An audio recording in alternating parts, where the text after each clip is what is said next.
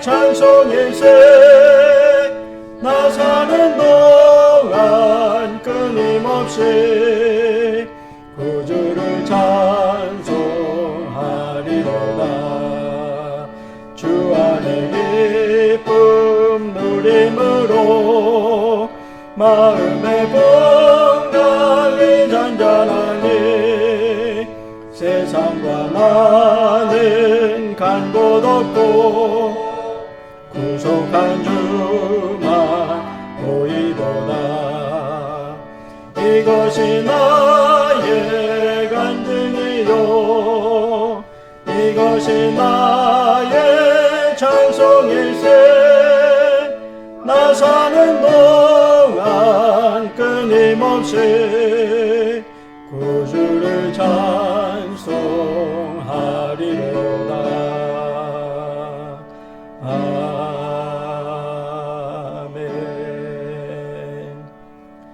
예, 오늘 우리에게 주시는 하나님 말씀은 룻기 1장 11절부터 18절까지 말씀 보겠습니다. 주보와 조금 다르게요. 1장 11절에서 18절까지 말씀을 우리 교독하도록 하겠습니다. 구약성경 403쪽 룻기 1장 11절에서 18절까지 말씀입니다. 구약 403쪽입니다. 룻기 1장 11절부터 18절, 제가 11절 먼저 읽겠습니다. 나오미가 이르되 내 딸들아 돌아가라. 너희가 어찌 나와 함께 가려느냐? 내 태중에 너희의 남편 될 아들들이 아직 있느냐?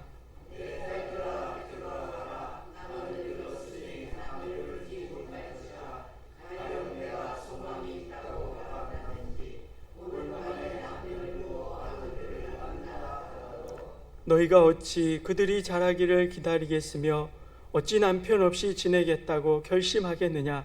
내 딸들아 그렇지 아니하니라. 여호와의 손이 나를 치셨으므로 나는 너희로 말미암아 더욱 마음이 아프도다 하매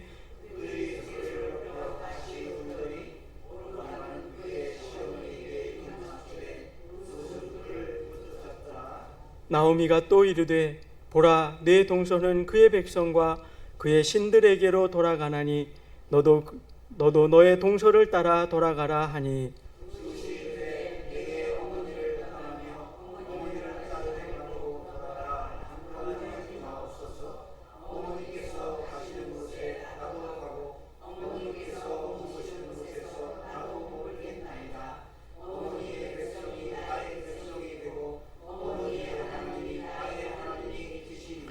어머니께서 죽으시는 곳에 나도 죽어 거기 묻힐 것이라.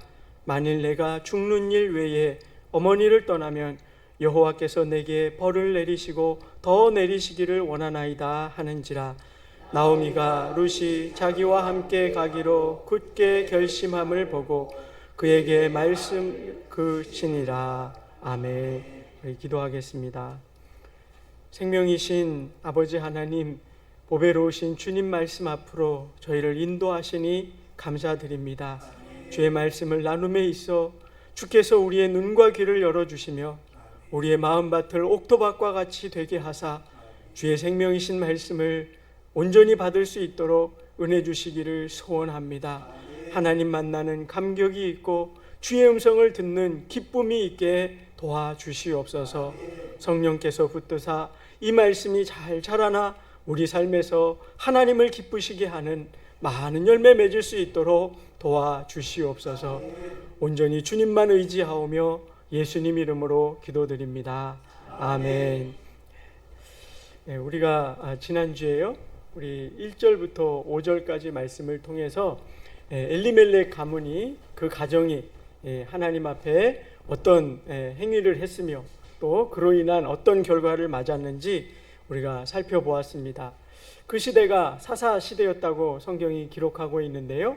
사사 시대는 이제 하나님을 떠나서 우상을 섬기고요, 또 하나님 없이 제멋대로 살았기 때문에 죄를 범한 그런 시대였습니다. 그래서 하나님이 그들로 하여금 이스라엘 백성들이 다시 하나님께 돌아오게 하시려고 하나님이 그 땅에 흉년이 들게 하셨습니다. 그런데 엘리멜렉은요, 그 흉년이 하나님이 자신들을 주께로 인도하시기 위한 징계인 줄로 깨닫지 못하고요, 그저 병약한 아들들, 쇠약한 아들을 그냥 좀 편안히 잘 키우고자 하는 그런 마음으로요, 약속의 땅, 그 유대 베들레헴을 떠나서 멀리 있는 모압 땅으로 내려가게 되었습니다. 근데 여러분, 지난주에도 우리가 살펴보았지만 그 모압 땅은요, 이스라엘 백성들이 결코 가서는 안 될 땅이었습니다. 그 모압 사람들은 신명기 말씀에 하나님의 백성에 결단코 들 수 없는 백성이요, 또 그모스 신을 섬기되 참으로 우상 중에서도 사실은 그 죄질이 좀 더 낮은 그런 우상을 섬기는, 자기 자식을 산 제물로 드리는 그런 종교였으니까요. 그래서 결단코 이스라엘 사람들은 그들과 함께해서는 안 되는 것이었습니다. 그런데 엘리멜렉은 그저 그곳에 양식이 있다는 것 때문에, 그들에게는 흉년이 없어서 좀 가서 편안히 살아보고자 거기에 내려갔던 것입니다. 그런데 그 선택의 결과가 어땠습니까? 그 엘리멜렉이 얼마 되지 않아서 죽고 말았습니다.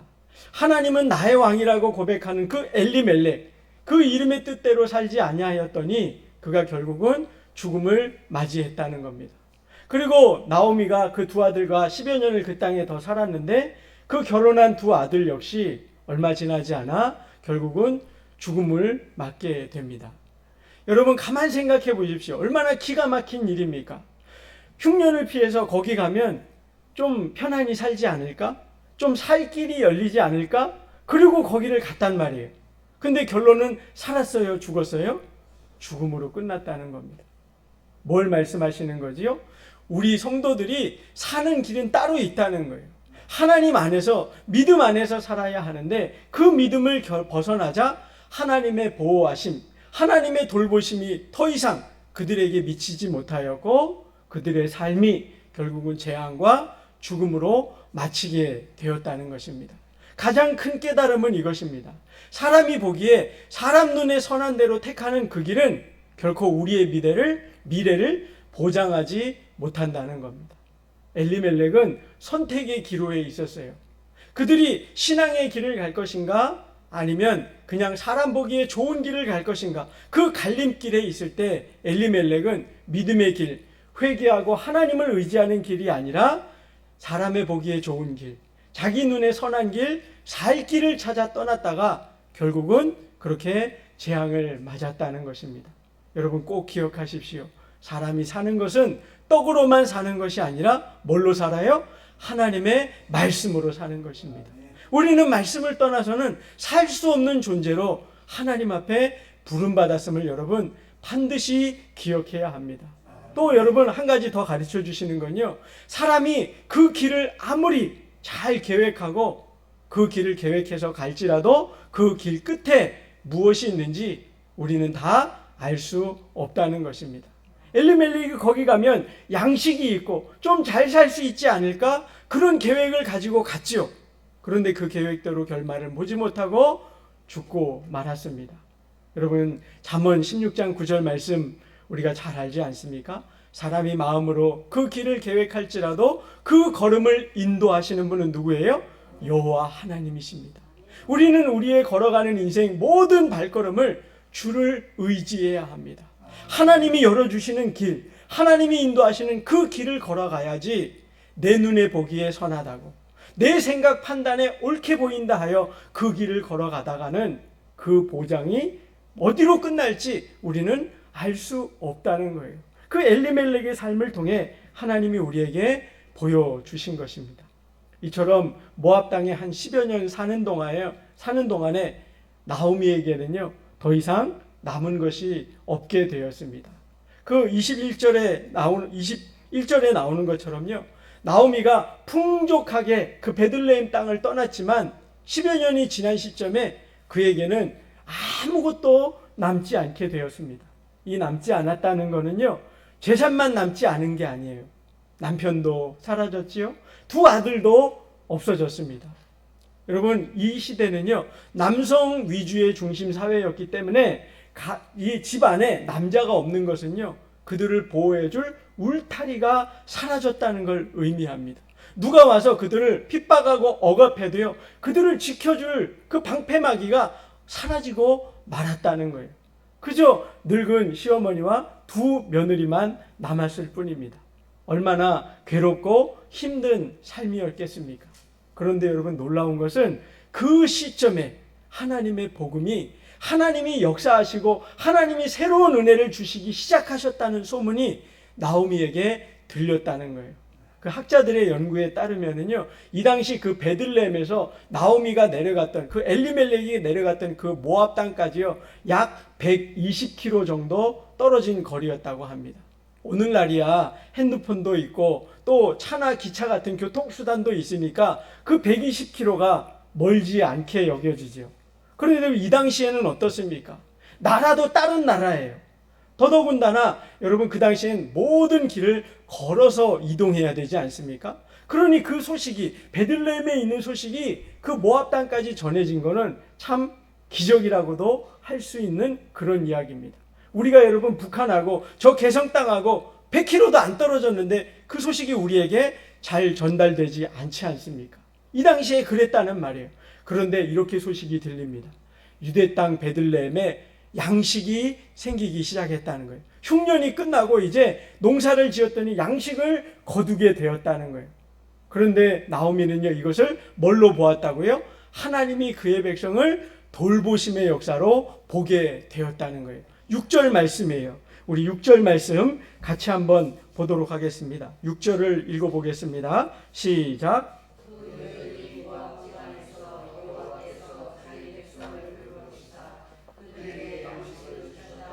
거기까지요. 예. 여러분, 우리 눈에는요, 흉년이 끝나고 농사를 지어서 추수한 것, 이것만 보일 뿐이에요. 그런데 나오미의 눈에 그것이, 그 양식을 보면서 무슨 생각이 들었다고요? 하나님이 보이기 시작했다는 거예요. 이건 믿음의 눈이 아니면 볼 수 없는 일 아닙니까?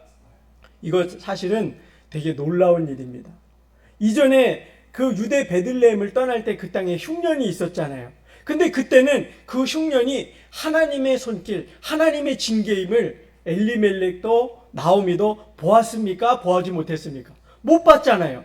흉년이 드는 것도, 그들에게 양식이 생긴 것도 누구의 손에 달렸었다는 거죠? 하나님이에요. 근데 그 10여 년 전 베들레헴을 떠날 때는 하나님을 전혀 생각지 못했어요. 그런데 지금 나오미의 모습을 보니까 어떻습니까? 다시 양식이 주신 것은 하나님이 다시 이스라엘 땅에, 그 불순종하던 백성들이지만 하나님이 은혜를 주기 시작하셨음을 나오미가 보고 소망을 품기 시작했다는 거예요. 그래서 그 여인이 그 얘기를 듣자마자 어떻게 하기로 결정합니까? 6절 그 뒤에 계속 읽어볼게요. 이에 두 며느리와 함께 일어나 모압 지방에서 돌아오려 하여. 7절에도 보면은요, 거기 유다 땅으로 돌아오려고 길을 가다가 이제 나오미의 마음에 다시 믿음과 소망이 넘치기 시작한 겁니다. 그래, 맞아. 나는 하나님의 백성이지. 하나님을 떠나선 살 수가 없지. 하나님께 돌아가면 다시 소망이 생기겠지. 좀 전에도 말씀드렸지만 나오미는요, 이전에는 모든 걸 다 잃어버렸어요. 재산도 다 잃어버렸을 뿐만 아니라 남편도 아들들도 다 잃어버렸단 말이에요. 그래서 절망 가운데 있단 말이에요. 그 인생의 밑바닥을 경험했어요. 그런데 하나님 소식이 들리니까요, 그 마음에 뭐가 생겼습니까? 소망이 생겼다는 거예요. 여러분, 이게 신자의 능력입니다. 왜 우리가 여러분 하나님 말씀을 가까이 해야 되는지 아십니까? 우리가 세상에서 많은 인생의 짐을 지고 살아요. 어떨 때는 내 가장 사랑하는 가족들이 내게 아픔을 주기도 해요. 내 직장과 사업처에서 실패를 맛보기도 해요. 그죠? 내가 열심히 노력하던 그 일이 실패로 끝날 수도 있잖아요. 그래서 내 마음이 무너져 내리기도 합니다. 때로는 질병이 나를 찾아올 수도 있어요. 그런데 그 절망적인 순간에 우리를 일으킬 자가 누구시라는 거예요? 하나님이라는 거예요. 하나님의 말씀을 들으니까, 하나님의 복음의 소식이 들리니까 그 마음에 소망, 새로운 삶을 시작하고자 하는 열망이 일어난 거예요. 그래서 그 모압 땅에서 주저앉아 울고 있는 게 아니라 다시 어떻게 해요? 고향 땅, 그래, 하나님이 내게 은혜 주셨던 땅, 그곳으로 돌아가리라 일어섰다는 거예요. 여러분, 여러분에게 이 은혜가 있기를 바랍니다. 참 이 시대가요, 우리를 얼마나 무겁게 하고 힘들게 하는지 몰라요. 그런데 우리는 늘 하나님 말씀을 들으면 우리 마음에 나도 모르게 하나님이 부어주시기 때문에 새 힘이 솟아나는 거예요. 다시 새로운 삶을 살도록 주께서 우리를 인도하시기 때문에 사망의 음침한 골짜기를 지날지라도 우리가 그 해를 두려워하지 아니하며 주의 길을 갈 수 있게 하신다는 거예요. 그래서 나오미가요, 분연히 일어나서 두 며느리와 함께 그 120km 길, 산도 넘고 그 요단강도 건너야 되거든요. 그 요단강도 건너서 그리고 이제 고향 땅으로 길을 나섰습니다. 학자들, 주석가들에 의하면 이게 걸음으로요 약 20일 거리 정도 된다고 합니다. 그러니까 한참을 가야 되죠. 그런데 8절에 보면요, 이제 나오미가 길을 그렇게 한참을 가다가 보니까 갑자기 이런 생각이 드는 거예요. 나는 그렇게 하나님을 떠났다가 징계를 받고 모든 걸 잃어버리고 하나님이 나를 쳐주셔서 그렇게 재앙을 만났었지만, 그래서 그 모든 걸 돌이키고 하나님 만나서 은혜 받아야지 그리고 가는데, 가만히 보니까 눈에 누가 보이기 시작하냐면 며느리 둘이 보이기 시작하는 거예요. 저 며느리 둘은 젊은 나이에 이 말론과 기론, 이 당시에는 여러분 결혼을요 13세에서 17세 사이에 결혼을 했다 그러거든요. 그러니까 결혼하자 얼마 지나지 않아서 그 말론과 기론이 죽었으니까 이 오르바와 룻이 나이가 얼마쯤 되었을까요? 20대 초중반이었지 않겠어요, 그죠? 그러니 그 젊은 며느리 둘을 모압 출신인데 유대 땅으로 데려가 가자니 그 며느리가 불쌍해 보이는 거예요. 자기 처지도 불쌍한데 그 며느리들 고향도 떠나고 친척도 떠나고 아무것도 모르는 그 이방 땅에 데려가려 하니까 자기가 모압에서 고생했던 게 생각이 나는 거예요. 고향을 떠나서 이방 타향살이가 괴롭고 힘들잖아요. 그래서 나오미가 그 며느리 둘을 잠시 부릅니다. 얘들아 일로 와봐라. 내가 생각해 보니까 너희들은 그냥 너희 친척 고향 땅으로 돌아가는 게 좋겠다. 그렇게 이제 그들을 돌아가게 합니다. 그러면서 그래요. 너희가 나를 선대한 것처럼. 이 선대라는 말이 여러분 히브리어로 헤세드라 그러는데, 우리가 흔히 말하는 하나님의 은혜 있죠. 은혜. 그 은혜라는 말이 이 헤세드, 선대라고 번역이 된 겁니다. 신약 성경으로 오면 하나님의 무조건적인 사랑, 예수 그리스도를 내어주시는 그 사랑을 말하는 거예요. 그러면서 나오미가 룻과 오르바에게 그렇게 말해요. 너희가 나를 그렇게 잘 섬기고 따라주었던 것처럼 하나님께서 너희를 선대하시고 은혜를 주셔서 너희가 평안히 돌아가기를 바란다. 이제 나 따라오지 말고 그냥 너희 집으로 돌아가라 그래요. 그랬으면 여러분 많이 생각해 보십시오. 이 두 며느리하고 시어머니가 사이가 안 좋았으면 며느리들이 어땠을까요? 여러분 말고요. 여러분 말고 이 며느리들이 어땠겠냐고요. 예, 그냥 조용히, 그죠? 예, 내 어머니 마지못해 지금 따라가고 있었는데 감사합니다. 그리고는 돌아갈 확률이 10중 8구 아니겠습니까? 그런데 여러분 그 9절 맨 끝에를 보세요. 너희들 그렇게 돌아가라. 그렇게 했더니 그들이 어떻게 했다고요? 소리를 높여 울었다 그럽니다. 예? 여러분 왜 그랬을까요? 이 두 며느리가 지금 자기들도 뻔히 알잖아요. 그 한 번도 가본 적 없는 이방 땅, 거기 가면 이스라엘 유다 사람들은요 이방인을 개처럼 여기고 무시하고 멸시하고 인종 사람 취급도 안 하는 그 땅인 거 이들도 잘 알잖아요, 그죠? 그런데 왜 여러분 가라는 그 말을 듣고 안 된다고 함께 울고 그렇게 있었을까요? 그랬더니 나오미가 오늘 우리 읽었던 것처럼요, 나오미가 또 이렇게 얘기하는 거예요. 나오미가 이르되 내 딸들아. 여러분 이 말에 힌트가 있는 거예요. 이 11절에도 보면 내 딸들아, 12절도 보세요. 내 딸들아 되돌아가라. 13절에도 중간에 보십시오. 내 딸들아 그렇지 아니하니라. 여호와의 손이 나를 치셨으므로. 나오미는 지금 그 며느리들을 향해서 뭐라고 계속 말하고 있어요? 내 딸이라고 말하는 거예요. 여러분 우리나라에 가만 보면요, 예전에 보면 그렇더라고요. 이렇게 아들을, 며느리를 맞아서 이렇게 결혼을 시켰는데 이렇게 불의의 사고로 아들이 일찍 죽어요. 그러면 못된 시어머니들 중에는 그 며느리를 가리켜서 아들 잡아먹은 뭐라고, 그죠? 여러분도 아마 들어본 적 있을 거예요. 그러면서 그 며느리를 얼마나 핍박합니까, 그죠? 너 때문에 우리 아들 길을 못 피고 네가 우리 아들을, 참 못된 말이에요, 그죠? 자기보다도 남편 잃은, 아들 잃은 슬픔도 있지만 남편 잃은 슬픔도 있는데 그 며느리를 그렇게 핍박하잖아요. 근데 나오미는 어땠다는 거예요? 그러지 않았다는 거예요. 내 딸들아, 내 딸들아. 이게 말뿐이 아니었으면 어떻게 할 수 있어요? 나오미가 돌아가라 그러는데 그 며느리들이 그 시어머니를 붙들고 어떻게 했어요? 함께 울고 아니요, 저희는 돌아갈 수 없습니다. 그랬다는 거예요. 그랬더니 나오미가 뭐라 그래요? 아니, 나 따라오지 마. 내게 아들이 더 있냐? 없잖아. 이 당시 이 말은 뭐냐면 이제 뒤에 갈 때 제가 설교할 때 말씀을 드리겠지만 이 당시엔 계대 결혼이라는 게 있거든요. 그래서 형이 자식이 없이 대를 이을 아들 없이 죽으면 동생이 형수에게 장가들어서 형의 대를 잇게 하는 그런 결혼 관습이 있었습니다. 나오미가 지금 그 얘기를 하는 거예요. 내게 아들이 더 없어서 너희들 지키고 보호해주고 대를 잇게 할 아들이 없어. 혹 내가 지금이라도 남편을 맞아서 결혼해서 아들을 낳는다 치자. 그 아들이 자라기까지 너희들 기다릴 수 있겠냐? 나이는 너희 그렇게 생고생 시키기 싫어. 그렇게 안 할래. 그러면서 그러는 거예요. 그러면서 뭐라 그러냐면 하나님이 나를 치셨기 때문에 내가 이를 당해서 내가 아들을 낳을 보장도 없다. 그렇게 얘기를 하는 거예요. 그랬더니 여러분 14절 보세요. 14절 우리 같이 한번 또 읽어볼게요. 시작. 그들이 소리를 높여 다시 울며 오르바는 그 시어머니에게 입맞추되 룻은 그를 붙쫓았더라. 여러분 보십시오. 지금 이 두 며느리가 시어머니를 또 어떻게 했다고요? 함께 부둥켜 안고 울면서 크게 울었다 그래요. 한참을 우는 거예요. 예, 여러분 온갖 생각이 다 머리를 스쳐 지나가지 않았겠어요? 행복하게 살겠다고 그 양식을 찾아서 모압 땅에 내려갈 때 그 마음. 그런데 불의의 사고로 남편 엘리멜렉이 죽고 그래도 잘 가정을 이끌어 보겠다고 말론과 기론을 그 모압 여인들을 맞아서 가정을 이루게 하고 이제 좀 행복하려나 했는데 그 아들도 죽고 그리고 얼마나 고생이 많았겠어요.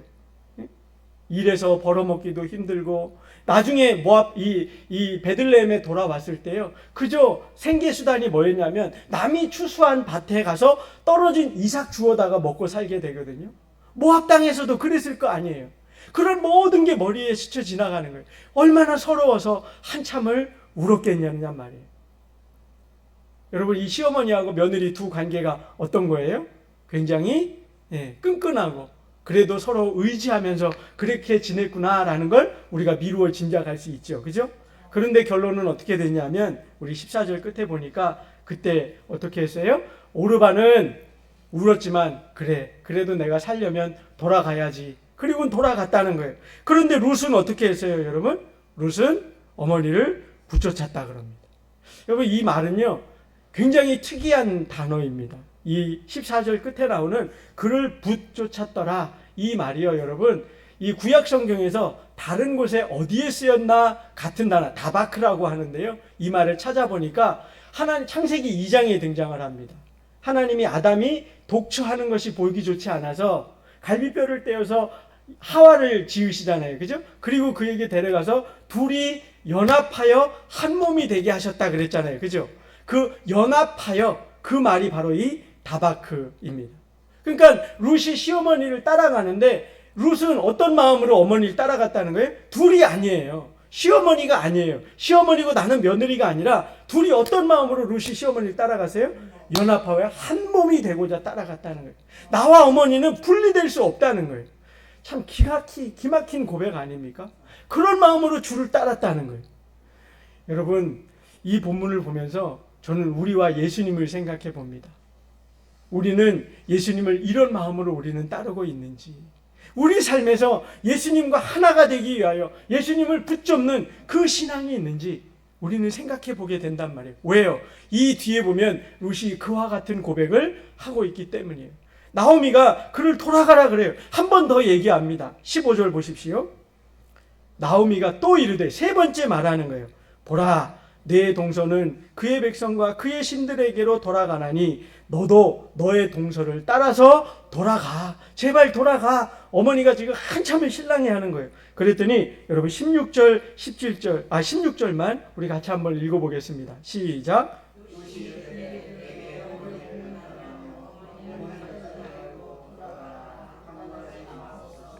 어머니께서 가시는 곳에 나도 가고 어머니께서 머무시는 곳에서 나도 머물겠나이다.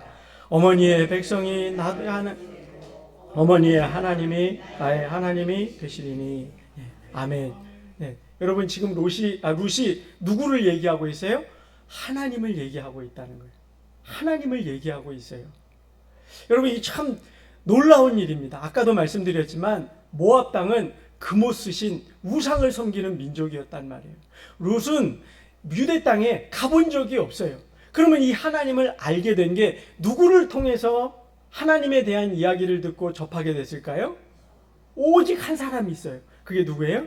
나오미. 시어머니 나오미란 말이에요. 룻은 이전에는 여호와에 대해서 들어본 적이 없을 겁니다. 이제 룻의 가정 말론과 결혼을 하면서 이제 그 시어머니를 만나고 그 시어머니를 통해 하나님에 대한 이야기를 들었을 거예요.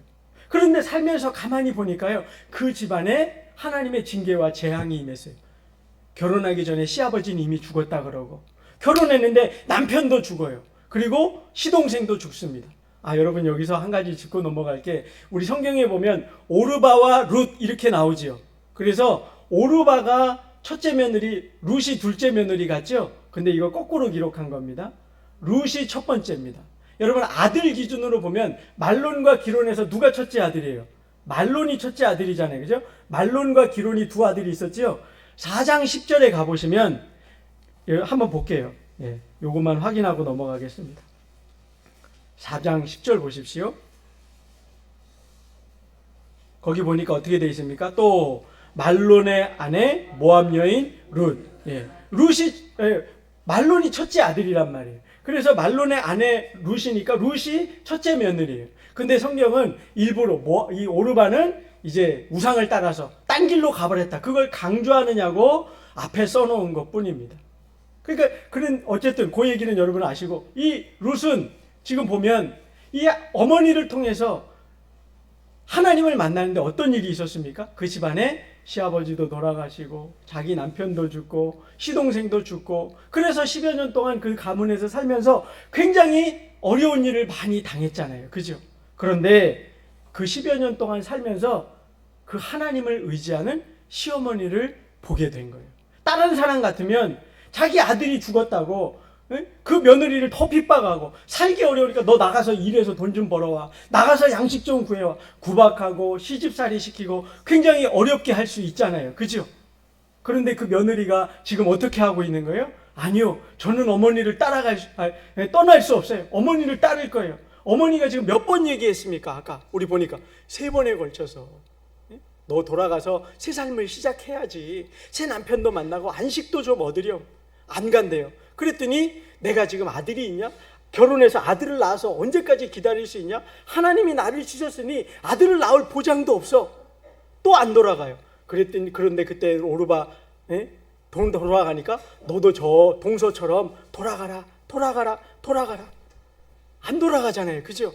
그 이유가 뭐예요? 아까도 우리가 보았지만 이 룻은 하나님을 보게 되었다는 거예요.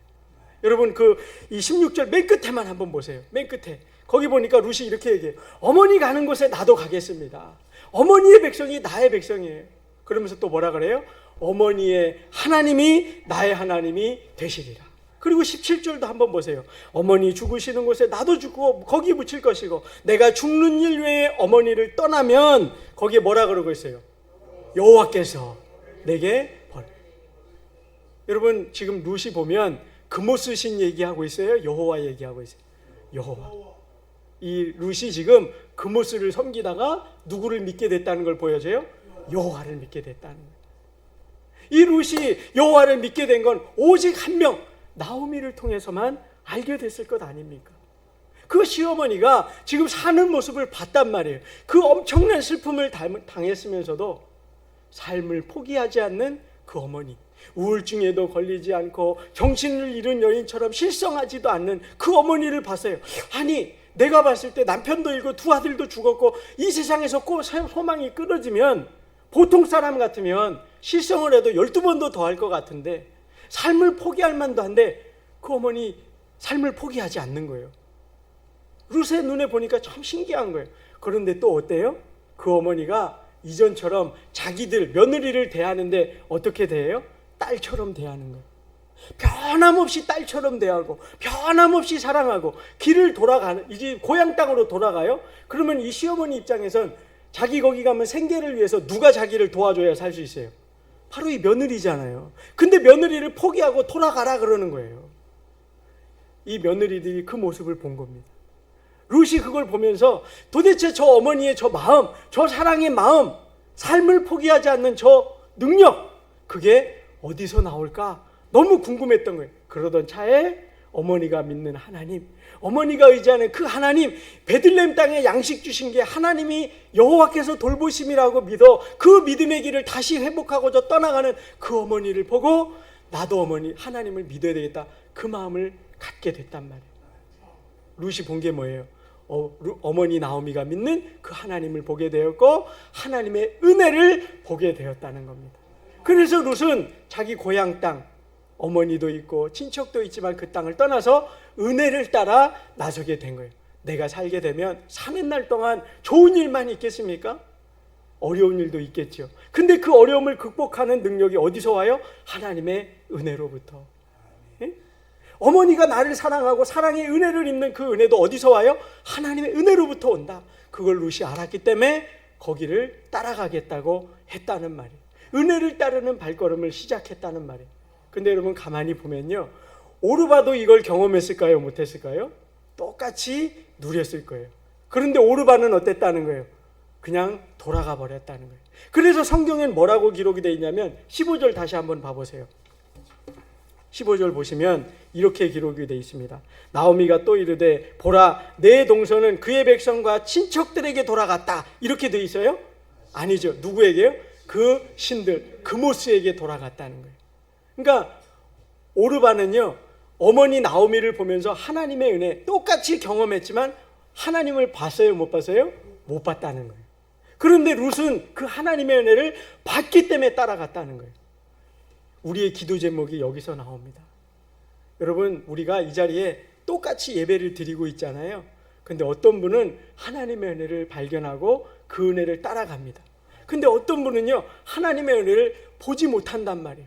그래서 우리는 늘 기도해야 돼요. 하나님, 내 눈을 열어서 주의 기이한 법을 보게 하시고 내 귀를 열어서 주의 음성을 들어 주의 은혜를 깨닫게 하옵소서. 이 은혜가 있어야 되는 거예요. 사무엘이 살아서 하나님의 은혜를 전파하잖아요. 말씀을 전하잖아요. 다윗은 그 말씀을 따라가잖아요. 근데 똑같은 은혜로 왕이 되었지만 사울 왕은 어땠습니까? 하나님을 따르지 않았단 말이에요. 하나님이 보여주시지 않으면, 하나님이 깨우쳐 주시지 않으면 똑같은 은혜의 자리에 있지만 그걸 보지 못합니다. 사랑하는 성도 여러분, 우리는 늘 주의 은혜를 발견할 수 있는 믿음의 눈이 있으시기를 바랍니다. 그게 있어야 사는 거예요. 그래야 절망 가운데도 위로를 얻고 소망을 얻고 믿음의 길을 갈 수 있는 거예요. 그렇지 않습니까? 룻은 그래서 어머니가 그 섬기는 그 하나님 나도 섬기겠습니다. 그리고 따라갔단 말이에요. 여러분, 그랬더니 얼마나 놀라운 일이 있습니까? 여러분, 은혜를 발견한 사람은요, 두 가지 특징이 생기는데요. 그 모습을 보면 알 수 있는데, 첫 번째 특징은 뭐냐면요, 은혜를 발견한 사람은 자기 눈앞에 이익이 아니라 바른 길, 옳은 길을 택하여 간다는 말이에요. 여러분, 우리가 성경을 보다가 보면은요, 우리 마음에 참 부담이 되는 말씀이 있습니다. 예수님이 이렇게 말씀하셨거든요. 누구든지 나를 따라오려거든 자기를 부인하고 자기 십자가를 지고 나를 따를 것입니다. 여러분, 이 말씀을 우리가 들으면 부담이 됩니까? 부담되지 않습니까? 부담되죠. 예? 여러분, 누가 됐든 내가 이전에 추구하던 내가 좋아하는 모든 것 내려놓고 자기를 부인하고 그리고 내가 져야 마땅히 져야 될 그 십자가를 지고 따르라는 말씀이 부담스럽고 어렵기 마련입니다. 그런데 여러분, 누구는 따르고 누구는 못 따라요. 이유가 뭘까요? 그 이유는요, 은혜가 충만하면 따를 수 있고요, 은혜가 없으면 따르지 못한다는 거예요. 여러분, 오늘 본문 가만 보세요. 룻이 보니까 어머니를 통해 하나님의 은혜를 발견하고 그 은혜를 받아야 내가 살지, 그 소망을 가지니까 어머니를 따라가는 게 좋은 일이에요, 나쁜 일이에요? 이익이 되는 일이에요, 손해가 되는 일이에요? 자기를 부인하는 거예요, 자기 생각대로 살아가는 거예요? 자기를 부인하는 길이잖아요. 어머니를 따르면 십자가를 지는 것 같은 길 아닙니까? 그런데 따라 나서잖아요. 농담 한마디 해볼까요? 여러분 표정이 너무 지금 진지하셔서. 우리나라 사람은 시어머니 시자만 나오도 시금치도 안 먹는다 그러는데, 시래기도 싫어한다 그러는데, 시어머니 시자만 나오면 경기를 한다 그러는데 어떻게 이 며느리는 따라가냔 말이에요. 하나님 은혜를 발견하니까 거기에 가면 재산도 없고 집도 없고 땅도 없고 양식도 없고 남의 밭에 가서 이삭이나 주워 먹고 살아야 되는 그 길이 뻔히 보이잖아요. 십자가를 지는 길 아니냔 말이에요. 그런데 룻이 어떻게 해요? 은혜를 발견하다 보니까 그 길을 갔단 말이에요. 여러분, 우리에게 필요한 건요, 이익이 중요한 게 아니에요. 뭐가 필요해요? 하나님의 은혜가 필요한 거예요. 은혜가 필요하면 우리는 이익과 손해를 따라 살지 않습니다. 여러분, 오늘날 세상을 보십시오. 사람들이요, 이익이 되는 일이라면 물불 안 가리고 나섭니다. 여러분, 가만 생각해 보세요. 1시간 일해서 50만 원 번다. 그럼 거기 가서 줄 안 서겠습니까? 누구도 아마 설 거리요. 제가 얼마 전에도 기사를 하나 봤는데요. 지난달에 우리 국회의원 4월 달에 국회의원 선거 있었잖아요. 거기 선거하러 가보시면 거기 투표장 앞에 이렇게 투표 용지 이렇게 함에 제대로 넣나 이렇게 앉아 계시는 분들 있죠? 예, 그게 완전히 꿀 알바랍니다. 예? 거기 앉아 있으면요, 도시락도 주고 간식도 주고 차비도 주고 알바비도 두둑히 챙겨준대요. 근데 여러분, 그거 앉아 있는 게 힘들어요, 아니에요? 쉽잖아요. 그래서 그거 모집한다 그러면요, 서로 시켜달라고 난리래요. 그거 돈 10만 원 번다고. 이익에 사람들이 열심히 쫓아간단 말이에요. 그러잖아요, 그죠? 오늘날 사람들이요, 옳은 길, 바른 길, 그걸 몰라서 못 가는 게 아니라요, 은혜가 없어서 못 가는 거예요. 이익에만 민감하단 말이에요. 정치인들 왜 저렇게 싸워요? 옳은 길을 몰라서 싸울까요? 아니라는 거예요. 의사들하고 정부하고 지금 갈등하고 있죠? 그 싸우는 가장 밑바닥에 뭐가 있어요? 돈이 있잖아요, 그죠? 이익 때문에 그렇게 환자들이 죽어나가는 걸 보면서도, 그 죽는 게 옳은 일이 아닌 걸 알면서도 이익 때문에 저러고 있잖아요. 저와 여러분은 이익 때문에 움직이는 사람들이 아니라 은혜를 따라 사는 자가 되어야 합니다. 예수님 말씀하시는 거예요. 누구든지 나를 따라오려거든 하나님의 은혜를 바라보고 그 따르는 걸음은 자기를 부인하고 자기의 십자가를 지는 것 같은 고통과 수고가 따르지만 하나님의 은혜가 넉넉히 이기게 하시느니라. 그 은혜가 있기 때문에, 그 은혜가 있으면 여러분, 우리는 갈 수 있단 말이에요. 여러분, 교회 와서 예배 드리고 이렇게 좋은 날, 요새 날씨 너무 좋죠. 미세먼지가 보통도 아니고 좋음이에요. 제가 집에서 이렇게 운전해서 오면서 보면요, 한 40분 와야 되거든요. 한 5분만 와도 못 볼 것 같은데 한 40분 오다 보니까요, 하늘이 얼마나 맑은지, 저 하늘 아래 바다나 산으로 가면 얼마나 좋을까, 우리 성도님들 그 유혹을 얼마나 느낄까, 제가 그런 생각하면서 와요. 예? 우리 이종석 집사님 저 예상에서 올라오시면서 옆으로 셀 길이 얼마나 많아요, 그죠? 예? 근데 교회까지 흔들림 없이 오시잖아요. 이유가 뭐예요? 은혜를 따라가는 거란 말이에요. 은혜가 있으면 수고가 있지만 내가 감당하게 됩니다. 우리 삶에 이 은혜가 있어야 된단 말이에요. 이 은혜가 있으면요, 내 속을 썩이는 남편도 어떻게 보일까요? 예뻐 보이는 거예요. 자녀가 내 속을 썩여도 어떻게 보여요? 예뻐 보이는 거예요. 교회에 와서 주방 봉사하시고 청소하시고 여러 섬기는 일들 하는데 수고스럽지요. 그러나 하나님의 은혜를 따라가다 보면 그것이 즐거움이 된단 말이에요. 하나님의 상급이 보인단 말이에요. 우리가 구해야 할 것은 이 은혜를 부어주시기, 롯이 발견했던 그 하나님, 죄송해요, 롯이 아니고 룻이지.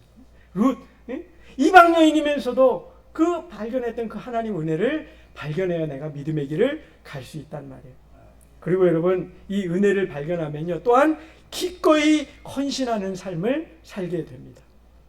여러분, 우리가 그 누가복음 18장에 나오는 삭개오 이야기 여러분 잘 아시죠? 19장에 나오죠. 삭개오가 평생 뭘 위해서 살았던 사람이에요? 돈만 보고 살았던 사람이잖아요. 세리장하면서 돈을 모으기 위해서 사람들의 관계가 깨지고 지위에 오르고 그걸 위해서 열심히 살아서 평생 그렇게 살았는데, 돈은 모았을지 모르겠는데 사람들이 길을 가려고 해도 길도 비켜주지 않고 아무도 아는 척도 안 하고 그 외톨이의 삶을 살았단 말이에요. 그러다가 어느 날 예수님을 만나게 돼요. 그랬더니 그가 180도 삶이 바뀝니다. 평생을 돈 모으는 재미로 살았던 사람이 어떻게 말하죠? 주님, 이제는 내 재산의 절반을 팔아서 뚝 띄어 10%도 아니에요. 우리처럼 11조도 아니고요. 얼마요? 절반을 뚝 띄어서 가난한 자들에게 나누겠습니다. 또 내가 누구 것을 혹시 속이거나 빼앗은 게 있으면 4배로 갚겠습니다. 이전에는 자기만을 위해서 살던 사람이 어떻게 해요? 헌신하는 삶을 살겠다 했단 말이에요. 하나님이 기뻐하시는 삶을 살겠다고 고백하고 있단 말이에요. 뭐 때문에 그래요? 삭개오가 누굴 만나서 그래요?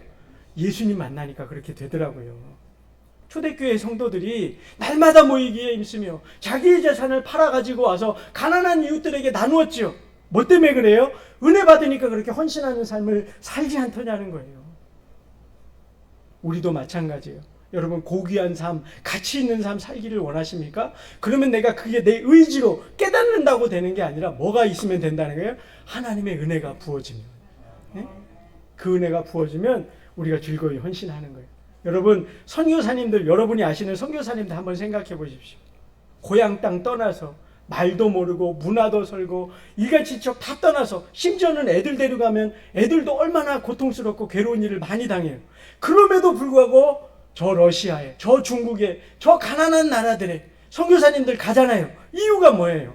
이유가 하나님이 불러주신 그 은혜에 사로잡히다 보니까 그 은혜를 나에게만 가둬둘 수 없어서 은혜를 나누고자 헌신하는 삶을 살지 않더냐는 거예요. 룻도 마찬가지죠.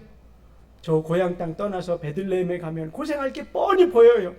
남편도 없고 자식도 없고 오직 섬겨야 할 시어머니만 있어요. 그 고생스러움이 보이지만 하나님의 은혜를 발견하니까 내가 그 어머니를 어떻게 섬겨야겠다는 마음, 헌신하는 마음이 들더라는 거예요. 저와 여러분에게 이 은혜가 부어지기를 주의 이름으로 축원합니다. 여러분, 이게 억지로 하자는 말이 아니고요. 은혜가 있으면 삶에 여러분 기쁨이 생기고 소망이 생기고 원동력이 생기고 힘이 난다는 거예요. 이거 누가 시켜서 그렇게 하겠습니까, 여러분? 누가 그렇게 하라고 밀어 떠민다고 그거 가겠냐고요. 안 되잖아요. 그죠? 여러분 생각해 보십시오. 우리 이웃 중에 교회 한번 가자고 그렇게 교회 한번 데리고 나오려면 얼마나 힘들어요. 그죠? 1년 내내 쫄라도 안 되잖아요. 근데 여러분 뭐가 있으면 된다는 거예요? 하나님의 은혜가 필요한 거예요. 네? 저와 여러분이 이 나오미처럼 룻이 발견했던 그 하나님의 은혜, 누굴 통해서 발견했다고요?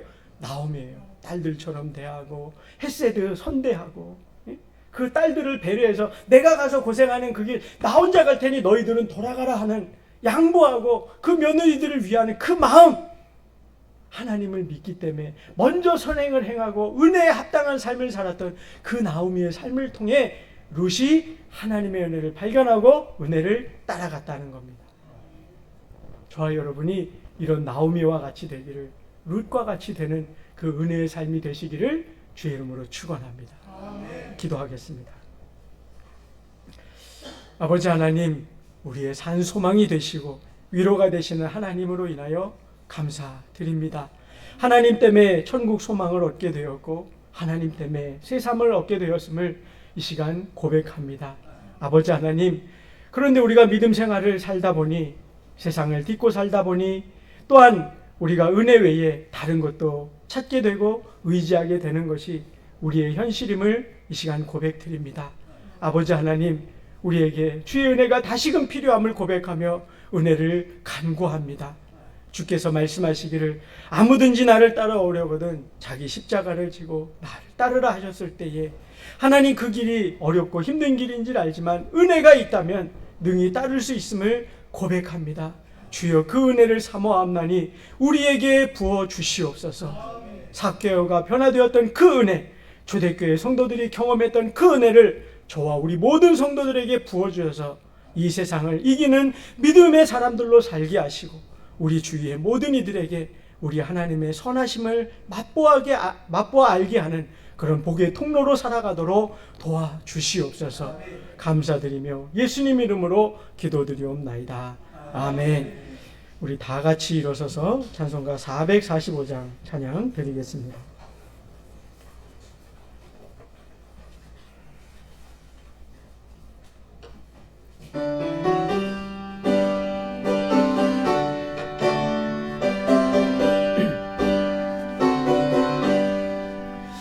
산을 넘어 한국에 가도 빛 가운데로 걸어가면 밖에서 항상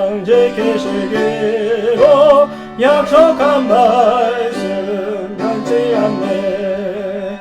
하늘의 영광 하늘의 영광 나의 맘속에 차고도 넘쳐 할렐루야를 힘차게 불러 영원히 주를 찬양하리. 깜깜한 밤에 다닐지라도 주께서 나의 길 되시고 나에게 밝은 빛이 되시네. 길 잃어버릴 염려 없네. 하늘의 영광 하늘의 영광 나의 맘속에 차고도 넘쳐 할렐루야를 힘차게 불러 영원히 주를 찬양하리. 광명한 그빛 마음에 받아 찬란한 천국 바라보고 할렐루야를 힘차게 불러 날마다 빛에 걸어가리. 하늘의 영광 하늘의 영광 나의 맘속에 차고도 넘쳐 할렐루야를 힘차게 불러 영원히 주를 찬양하리.